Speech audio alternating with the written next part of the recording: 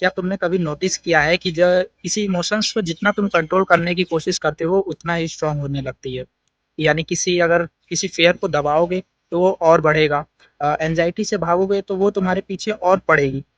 Japan की एक therapy है जो ये कहती है कि don't control your emotions, understand them.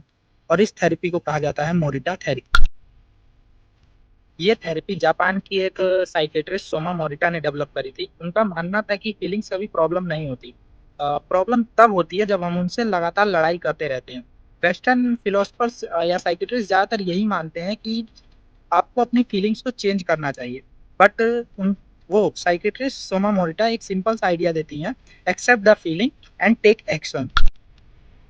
Morita एक एग्जांपल देते हैं। सोचो एक गधा एक खंबे से बंधा है और वो जितना ज़्यादा उस खंबे से भागने की कोशिश करता है वो उतना ही ज़्यादा उसमें और फंसता चला जाता है। सेम यही चीज़ एंजाइटी के साथ होती है। आप जितना ज़्यादा उस एंजाइटी से भागने की कोशिश करते हैं आप उस एंजाइटी में उतना ही फंसते चले जाते हैं, उतना ही ट्रैप होते चले जाते हैं। मोरिटा कहते हैं इमोशंस वेदर की तरह होते हैं। तुम बारिश को रोक नहीं सकते, हवा को कंट्रोल नहीं कर सकते, तुम बस उन्हें देख सकते हो। वैसे ही फियर होता है, डर होता है, आपकी कोई भी इमोशंस होते हैं, आप उन्हें कंट्रोल नहीं कर सकते, आप सिर्फ उन्हें ऑब्जर्व कर सकते हैं। वो नेचुरली आते हैं और नेचुरली चले जाते हैं। Accept your feelings, focus on your actions.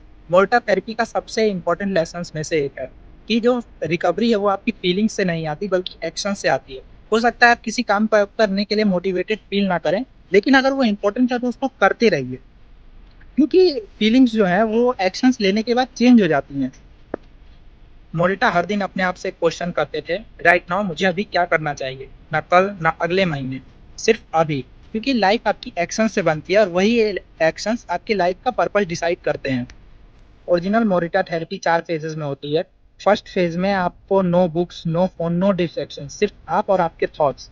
Second phase में आपको छोटे मोटे एक्टिविटीज करने के लिए बोला जाता है, जैसे वॉकिंग, गार्डनिंग, डायरी लिखना, जहाँ आपका जो माइंड है वो उसे धीरे धीरे फॉलो कर सके, माइंड को सेटल होने दे। थर्ड फेज में थोड़ी बड़ी एक्टिविटीज, बॉडी मूवमेंट्स वाली activities like would chopping, painting, etcetera etcetera, ताकि आपका माइंड और धीरे धीरे उस चीज में अडॉप्ट करे। और फाइनल फेज में आपको आपकी नॉर्मल लाइफ जीने के लिए छोड़ दिया जाता है, ताकि आप, बट इस बार आप उस थॉट्स के स्लेव बन के नहीं बल्कि नए पर्पस के साथ लाइफ को जीने के लिए जाते हैं।